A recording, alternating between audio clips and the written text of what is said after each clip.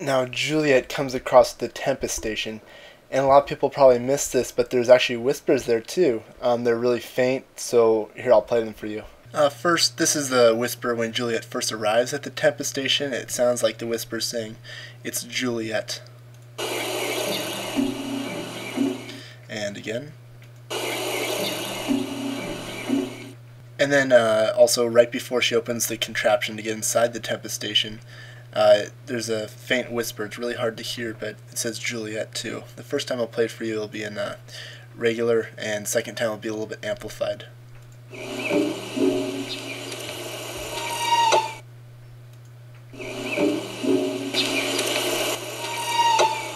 And we flash back to Juliet when she goes over to Ben's house, and Ben wants to have a little date with her she doesn't know about, and if you can see when she walks in, there's pictures on the back. It looks like Alex because it's just a girl. I assume it's Alex. And anyway, this episode, or at least the scene, Ben seemed a lot more frightening. I guess smiling and trying to be charming is just not natural for him. Ben asked Juliet, "How are the kids doing?" And she asked, "Oh, do they really belong here?" They're kind of wondering where their parents are. Ben says, "Who are we to question who's on the list?" Obviously Jacob's list. She asks about Goodwin, and he stops cutting, and he says his assignment will be over soon, and then he smiles. Obviously, we know that he knows that he'll die. We go back to the Tempest Station, and we see the Tempest Station symbol, and it looks awfully similar to the Hanso, like, yin-yang logo. And also, why did Juliet walk by that huge emergency shut-off switch? Who knows? The computer screen Dan's working on, I didn't see any secrets in it. Just looks like he's inputting regular code. After Juliet and C.S. Lewis fight, Dan stops it. It makes you wonder why Juliet was even there in the first place. She knew it was a message from Ben, like somehow she still trusts him. C.S. Lewis tells Juliet that Ben has used the gas on the island before to kill everyone, and for some reason she doesn't seem surprised, like she already knew it happened. Ben takes Juliet in the past to see Goodwin, who's dead. She cries and he says there was no witnesses. How does he know that? Ben seemed like a total nut when he yelled out, "You're mine." And then it was funny when he completely changed his tone and said, "Oh, take as much time as you need," and skips off like a little girl. Maybe this shows that you can change the future. Ben clearly knows the future, which is why he's always like 2 steps ahead of everyone. But when the plane crashed, he didn't seem to know who they were, and he clearly didn't know that Juliet would fall in love with someone else. Ben knew that Goodwin was going to be killed, and not in the sense of, "Oh, I'm sending him to this camp, he's probably going to be killed when they find out he's not one of them," but knowing that he is going to be killed in advance, like somehow he can see the future. This got me thinking back to Season 3 and Juliet's back burner, when she sees her ex-husband, and the part where he's run over by the Apollo bus.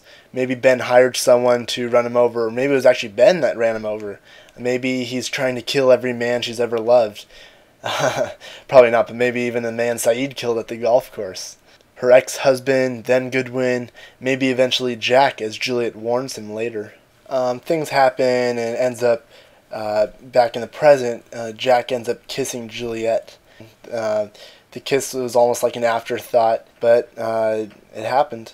Well, we know Jack is telling Kate that he still loves her in the flash forwards, and there's no signs of Juliet, so maybe she stays trapped with Ben, or she bites the dust. Who knows, maybe she dies trying to save Claire and Aaron somehow, and this is why Jack can't see Aaron. I was thinking that maybe Juliet has some psychological issues of being alone. Maybe that's why she's married a jerk and is stealing another woman's husband, or that's probably why she's falling fast for a guy she met just a few weeks ago. Also, I don't know if anyone caught this, but there's Morse code towards the end of that scene when Jack and Juliet just finished kissing and now they're hugging.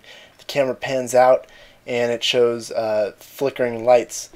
First shows 3 short, then 2 short, then 1 long and 1 short. Which in Morse code is SIN, or sin, which is pretty interesting. The last scene of this episode was between Hurley and Sawyer, and they're playing a game of horseshoes, and shows Hurley win. I think this scene happened to show us that Hurley's luck is changing, at least he believes it is, or maybe it's just that he can't catch a break because right as he wins and thinks that his luck's changing, Ben comes around the corner. Ben had a perfect one-liner, though. He said, "See you at dinner," with a huge grin on his face, and Sawyer couldn't believe it. Whether it's because Ben was there, that he was out of his cage, or that he had a better comeback than Sawyer could think of, who knows. And it just made me remember what Harper said: Ben's exactly where he wants to be. We find that last episode in The Constant on the calendar that it's December 24th, 2004. That would mean that in episode 7, which is called G-Eon, if you want to know what that means, just send me a message.